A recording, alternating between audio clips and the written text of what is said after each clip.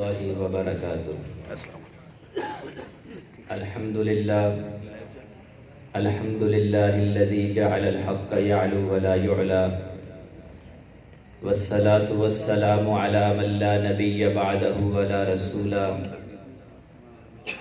أما بعد فقد قال النبي صلى الله عليه وسلم: إنه سيكون في أمتي كذابون ثلاثون كلهم يزعم أنه نبي وأنا خاتم النبيين لا نبي بعدي، أو كما قال النبي صلی اللہ علیہ وسلم.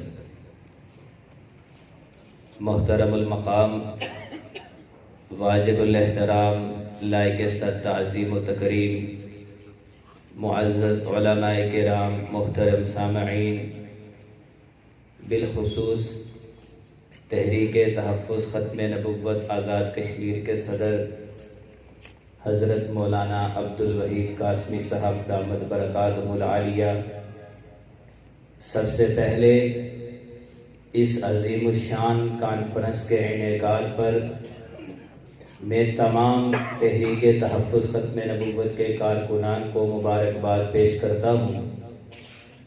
اور آج ہم جس مقدس عنوان کی نسبت سے میں اور آپ یہاں پر جمع ہیں وہ ہے عقیدہ ختم نبوت. ہم سب کا عقیدہ اور ایمان ہے کہ سب سے پہلے نبی جن کو اللہ نے اس دنیا کے اندر مبعوث فرمایا وہ جناب آدم علیہ السلام ہیں، اور سب سے آخر میں اللہ تعالیٰ نے ہمارے اور آپ کے آقا سرور کونین خاتم النبیین حضرت محمد مصطفیٰ بلند آواز سے سب کہہ دے صلی اللہ علیہ وسلم ہیں. جو نبوت کا سلسلہ اللہ نے آدم علیہ السلام سے شروع فرمایا، اس سلسلے کو اللہ نے حضرت محمد مصطفیٰ صلی اللہ علیہ وسلم پر مکمل فرما دیا. اور سرکار دو عالم محبوب کائنات صلی اللہ علیہ وسلم نے ارشاد فرمایا: اول الانبیاء آدم و آخرهم محمد. پہلے نبی آدم علیہ السلام ہیں، آخری نبی حضرت محمد صلی اللہ علیہ وسلم ہیں. اور ہر آدمی اس بات کو جانتا ہے کہ پہلا اس کو کہتے ہیں جس سے پہلے کوئی اور نہ ہو، آخری اس کو کہتے ہیں جس کے بعد کوئی اور نہ ہو. تو جس طرح آدم علیہ السلام اللہ کے پہلے نبی، آدم علیہ السلام سے پہلے اس دنیا کے اندر کسی بھی قسم کا کوئی بھی نبی مبعوث نہیں ہوا، اسی طرح آپ علیہ السلام اللہ کے آخری نبی ہیں. آپ کے بعد اب قیامت کی صبح تک کسی بھی قسم کا چھوٹا بڑا، مستقل غیر مستقل، ذلی بروزی، تشریعی غیر تشریعی، کسی قسم کا کوئی بھی نبی پیدا نہیں ہوگا. یہی ہمارا عقیدہ اور ایمان ہے. اور 1400 سال سے پوری امت کا اس بات پر اتفاق اور اجماع ہے: دعوی نبوتی بعد نبینا صلی اللہ علیہ وسلم کفر بالاجماع. آپ علیہ السلام کے بعد جو بھی نبوت کا دعویٰ کرے وہ بالاجماع کافر ہے، دائرہ اسلام سے خارج ہے. آپ علیہ السلام کے دور میں مسیلمہ کذاب نے نبوت کا دعویٰ کیا، صحابہ کرام موجود ہیں، نبی علیہ السلام موجود ہیں. پوری امت کا اس بات پر اتفاق اور اجماع ہوا کہ مسیلمہ کذاب اور اس کے ماننے والے مسلمان نہیں ہیں. اسود عنسی نے نبوت کا دعویٰ کیا، صحابہ کرام موجود ہیں، نبی علیہ السلام موجود ہیں. پوری امت کا اس بات پر اتفاق اور اجماع ہوا کہ اسود عنسی اور اس کے ماننے والے مسلمان نہیں ہیں. یہ سلسلہ چلتا رہا. آپ علیہ السلام کی پیشن گوئی کی: انہو سیکون فی امتی کذابون ثلاثون. اس امت کے اندر 30 کذاب پیدا ہوں گے. کلہم یزعم انہو نبی. ان میں سے ہر ایک نبی ہونے کا دعویٰ کرے گا، لیکن کان کھول کے سن لو: انا خاتم النبیین لا نبی بعدی. میں آخری نبی ہوں، میرے بعد کوئی نبی نہیں. آپ علیہ السلام کے 1300 سال بعد، آج سے 150 سال قبل اس برِ صغیر پاک و ہند میں مرزا غلام احمد قادیانی نے نبوت کا دعویٰ کیا تو پوری امت مسلمہ کا اس بات پر اتفاق اور اجماع ہوا کہ مرزا قادیانی اور اس کے ماننے والے مسلمان نہیں ہیں۔ اس پر امت کا اتفاق اور اجماع ہے۔ اب یہ جو منکرین ختم نبوت ہیں، ان کے حوالے سے شریعت اسلامی کا قانون کیا ہے؟ آج تو مرزائی یہ چیخ و پکار کر رہے ہیں، پوری دنیا کے اندر اپنا رونا رو رہے ہیں کہ پاکستان کے اندر ہمارے اوپر ظلم و ستم ہوا، ہم اپنے آپ کو مسلمان نہیں کہہ سکتے، یہ تو ان کا رونا ہے۔ لیکن ہم دیکھتے ہیں کہ شریعت اسلامی میں مدینہ کی ریاست میں ان منکرین ختم نبوت کے لیے کیا قانون تھا؟ جناب نبی کریم صلی اللہ علیہ وسلم کے دور میں اسود عنسی نے نبوت کا دعویٰ کیا۔ آپ علیہ السلام نے اپنے جان نثار صحابی حضرت فیروز دہلوی رضی اللہ تعالیٰ عنہ کو بھیجا کہ جاؤ جا کر اسود عنسی کو واصل جہنم کر دو۔ تو شریعت اسلامی کا قانون منکرین ختم نبوت کے حوالے سے کیا ہے کہ اس کو واصل جہنم کیا جائے، اس سے دھرتی کو پاک کیا جائے، یہ اس دھرتی کے اوپر بوجھ ہے۔ آگے مسیلمہ کذاب نے نبوت کا دعویٰ کیا تو پہلے خلیفہ سیدنا ابو بکر صدیق رضی اللہ تعالیٰ عنہ نے اس کے بارے میں وہی فیصلہ کیا جو سرکار دو عالم صلی اللہ علیہ وسلم نے کیا تھا کہ اس کو واصل جہنم کیا جائے۔ صدیق اکبر رضی اللہ تعالیٰ عنہ نے بھی اس کے بارے میں یہی فیصلہ کیا کہ مسیلمہ کذاب کو بھی واصل جہنم کیا جائے۔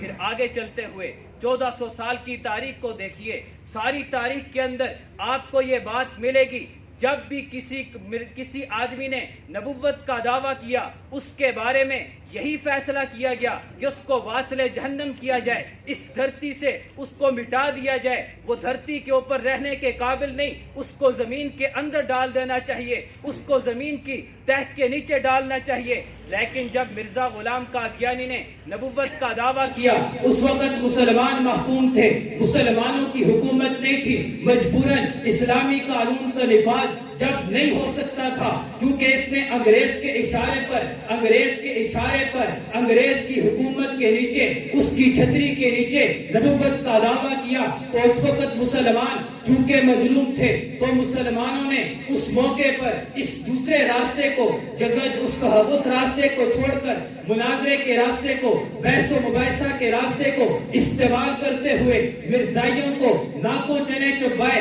پھر اس کے بعد جب پاکستان بنا، پاکستان بننے کے بعد اگرچہ بظاہر تو ہم آزاد ہو گئے، اگرچہ بظاہر ایک اسلامی ملک بن گیا، کاش کہ یہاں پر اسلامی نفاذ بھی ہو جاتا، اسلامی قانون کا نفاذ بھی ہوتا، تو اس کے ساتھ بھی مرزائیوں کے ساتھ بھی وہی حشر کیا جاتا جو مسیلمہ کذاب اور اسود عنسی کے ساتھ کیا گیا تھا۔ لیکن چونکہ ہم حقیقی طور پر آزاد نہیں، یہ سلسلہ چلتا رہا۔ 1974 کے اندر پاکستان کی قومی اسمبلی نے یہ فیصلہ دیا کہ مرزا قادیانی اور اس کے ماننے والے مسلمان نہیں ہیں۔ تو آپ بتائیے اس فیصلے کے اندر مرزائیوں کے ساتھ ظلم ہوا ہے یا رعایت ہوئی؟ رعایت ہوئی ہے۔ فیصلہ کیا تھا؟ اسلامی قانون تو یہ تھا کہ ان کو ختم کر دیا جائے، ان کو زمین کے اوپر سے، زمین ان کا بوجھ برداشت کرنے کی طاقت نہیں رکھتی، ان کو زمین کے اوپر رہنے کا کوئی حق نہیں ہے۔ یہ تو ان کے ساتھ پہلے ہی رعایت ہوئی، لیکن اس کے بعد یہ سلسلہ چلتا رہا۔ 295 کا قانون بنا، انہوں نے کہا ہمارے ساتھ ظلم و زیادتی ہوئی، امتناع قادیانیت آرڈیننس جاری ہوا، انہوں نے رونا رویا کہ ہمارے ساتھ ظلم و زیادتی ہوئی۔ پھر اسی طرح جب آزاد کشمیر کی اسمبلی نے 6 فروری 2018 کو ایک تاریخ ساز فیصلہ کیا کہ مرزا قادیانی اور اس کے ماننے والے مسلمان نہیں ہیں، چونکہ کشمیر کو انہوں نے مرزائی اسٹیٹ بنانا تھا۔ پاکستان کے اندر فیصلہ ہوا، اتنا زیادہ مسئلہ نہیں بنا، اور جگہوں پر فیصلے ہوئے، اتنا مسئلہ نہیں بنا۔ سعودی حکومت نے اعلان کیا یہ کافر، لبنان کی حکومت نے اعلان کیا یہ کافر، مصر نے اعلان کیا یہ کافر، تمام عدالتوں نے اعلان کیا یہ کافر، لیکن کسی موقع پر اقوام متحدہ جوش میں نہیں آیا، اس نے یہ نہیں کہا یہ انسانی حقوق کی خلاف ورزی، لیکن جب 6 فروری 2018 کو آزاد کشمیر کی اسمبلی نے مرزائیوں کو غیر مسلم اقلیت قرار دیا، اس موقع پر اقوام متحدہ بھی چیخ اٹھا کہ یہ انسانی حقوق کی خلاف ورزی ہے، اس کو ختم کیا جائے۔ وجہ کیا ہے؟ وجہ یہ ہے اس آزاد کشمیر کے اوپر مرزائی اپنی سٹیٹ قائم کر رہے ہیں۔ تو آپ بتائیے اس کشمیر کے خطے کے ذریعے سے، اس کشمیر کے خطے کے اندر ہماری زیادہ ذمہ داری بنتی ہے یا نہیں بنتی؟ یہ ہماری پہلے نمبر پر ذمہ داری ہے، اور ہم ہی اس کام کے وارث ہیں، کیونکہ وہ کشمیر کی ہی ہستی تھی جس نے ختم نبوت کا جھنڈا امیر شریعت سید عطا اللہ شاہ بخاری کے ہاتھ میں دیا تھا۔ ایک استاد اپنے شاگرد کے ہاتھ میں، پیر اپنے مرید کے ہاتھ پہ بیعت کرتے ہوئے عطا اللہ شاہ بخاری کو علامہ انور شاہ کاشمیر رحم اللہ اس محاذ پر کھڑا کرتے ہوئے کہتے ہیں کہ تم نے ختم نبوت کے محاذ پر کام کرنا ہے۔ مرتضی حسن چاند پوری کو رحم اللہ کو مناظرے کے میدان میں، ادریس کاندیلوی رحم اللہ کو تحریر کے میدان میں مرزائیت کے خلاف کھڑا کرنے والے ہمارے اور آپ کے سرخیر محدث کشمیر علامہ انور شاہ کاشمیر رحم اللہ ہے۔ تو اس لیے ہماری گہری ذمہ داری بنتی ہے اس موقع پر میں آزاد کشمیر حکومت کو اور بالخصوص تحریک تحفظ ختم نبوت کے حضرات کو میں مبارکباد بھی پیش کرتا ہوں، اور ان حضرات سے مزید بھی گزارش کرتا ہوں کہ آگے جو مزید کام ہیں ان کاموں کو بھی حکومت کے ذریعے سے جلد از جلد کروایا جائے، تاکہ مرزائیوں کو اس کشمیر کے اندر جو ان کے ناپاک عزائم ہیں اس سے امت مسلمہ کو بچایا جا سکے۔ یہ کشمیر بھی ہمارا ہے، اسلام بھی ہمارا ہے، ہم نے اس کی حفاظت کرنی ہے۔